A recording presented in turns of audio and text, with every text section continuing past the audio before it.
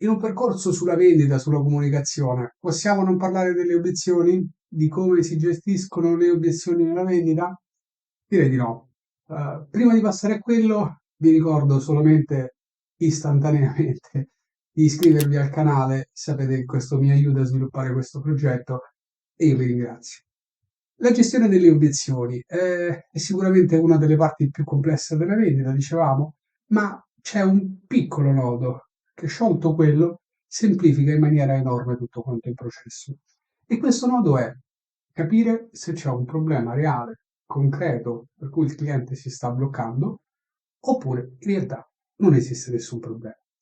La cosa sembra banale, ma non lo è.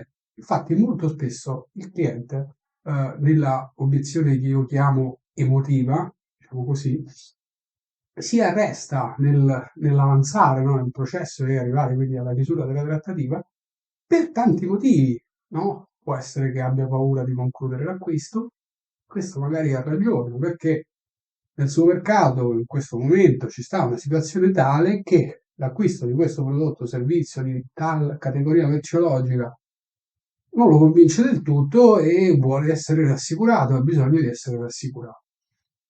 Un altro sottocaso dell'obiezione emotiva è quello in cui magari non c'è una relazione eccellente con noi.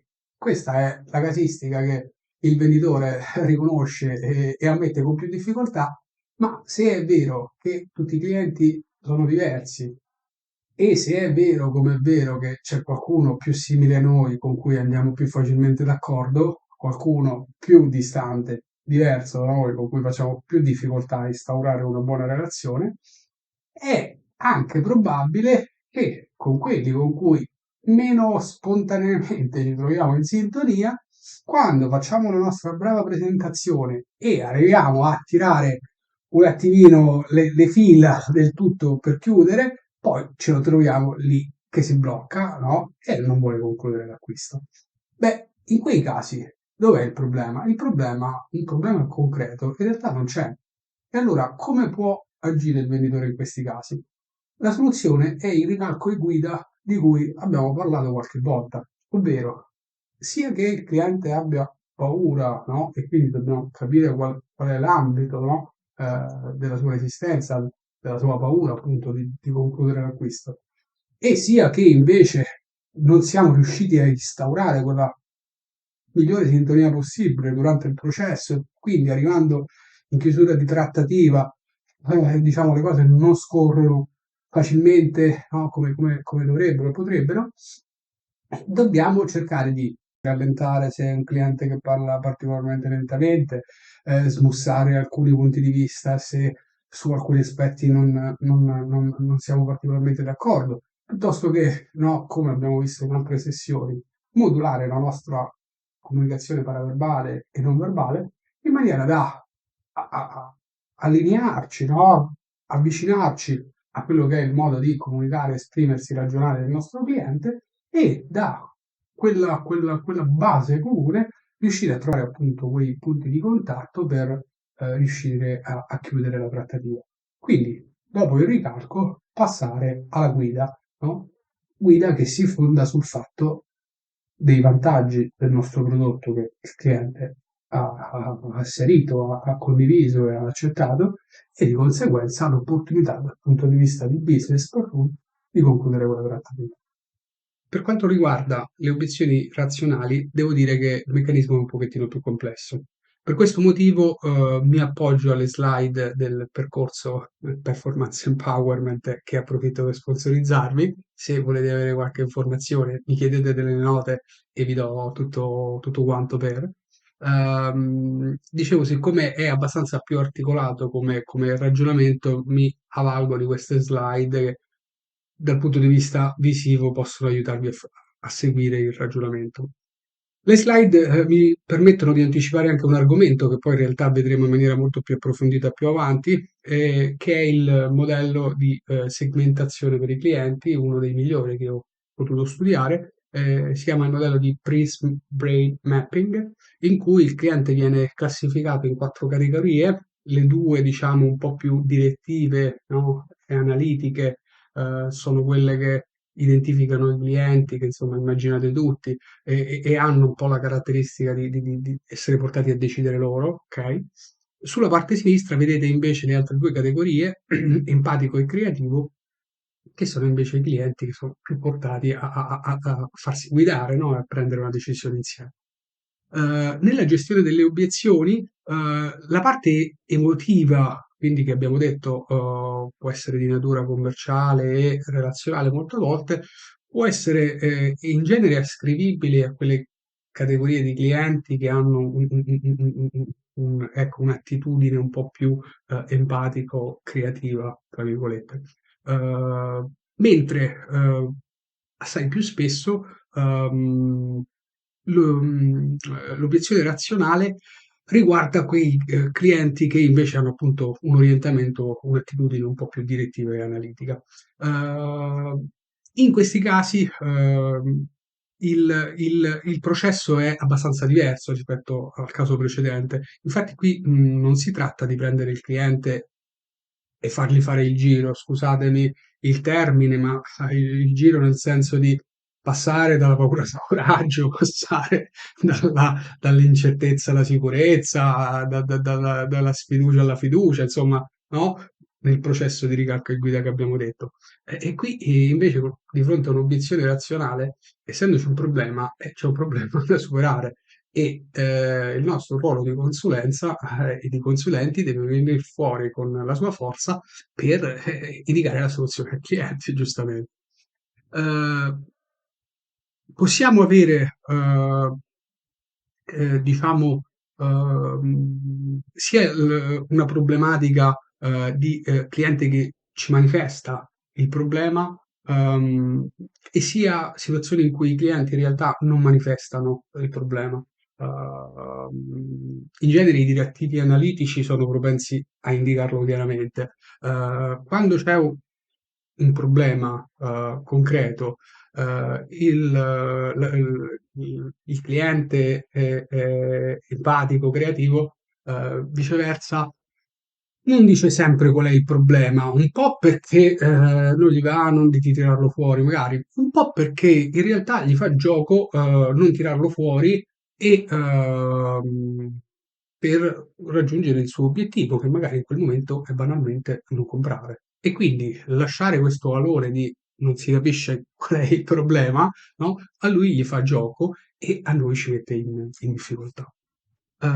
Comunque, smarcata questa prima distinzione, direi che l'aspetto un pochettino più interessante riguarda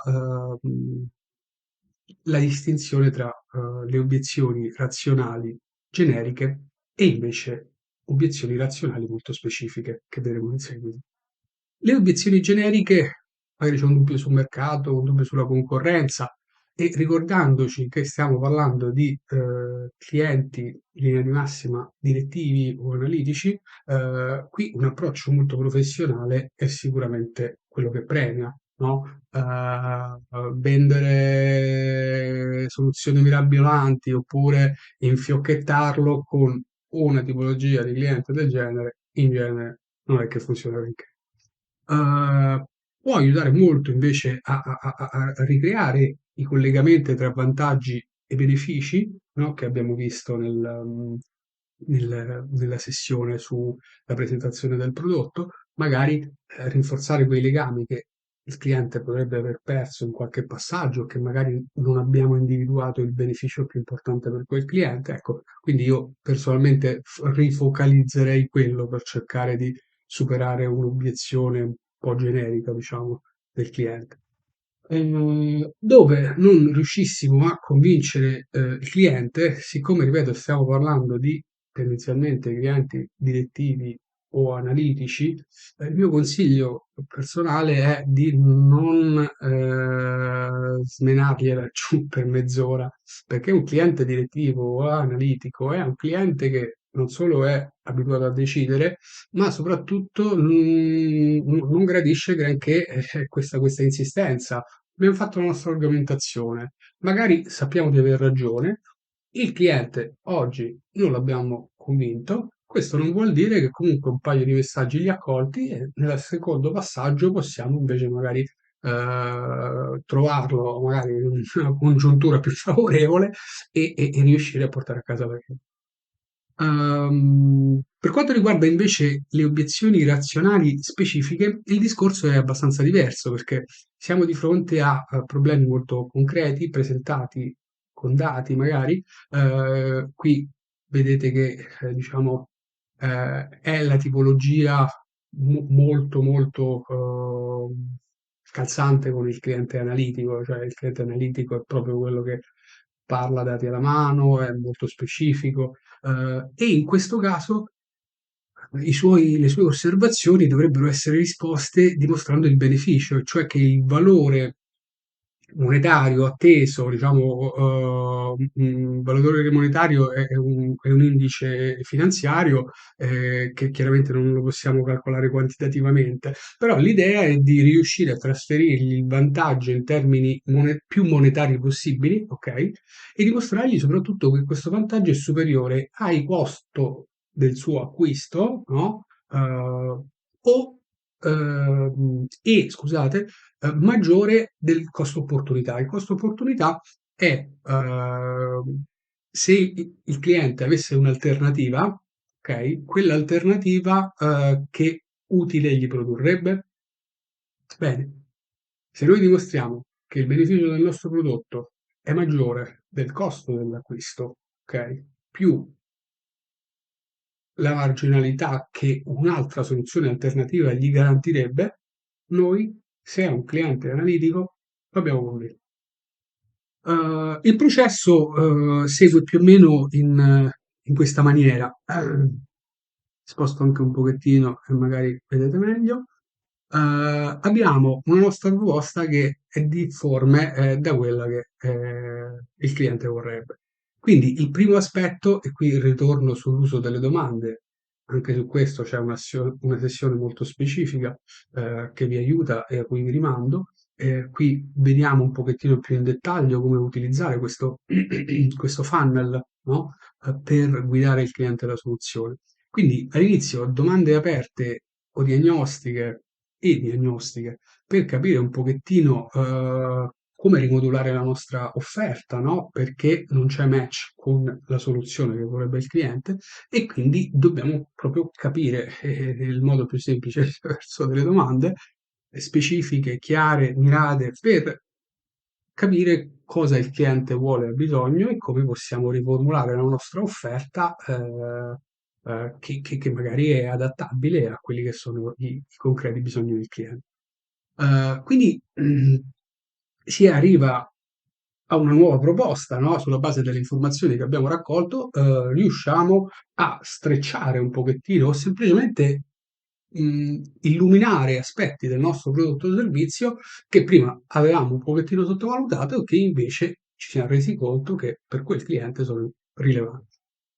Eh, Domande confermative per dimostrare i vantaggi e i benefici, se ricordate la sessione ad hoc, sono domande importanti, sono domande ed è un trucchetto banalissimo che però funziona, e cioè presentare gli aspetti positivi del nostro prodotto o servizio, altri aspetti positivi del nostro prodotto o servizio in forma di domande, cioè, dottore, le farebbe comodo se noi il nostro ufficio le fa un lavoro di formazione sui collaboratori, su una categoria merceologica del genere, perché riteniamo che il nostro brand possa aiutare molto, per esempio, no?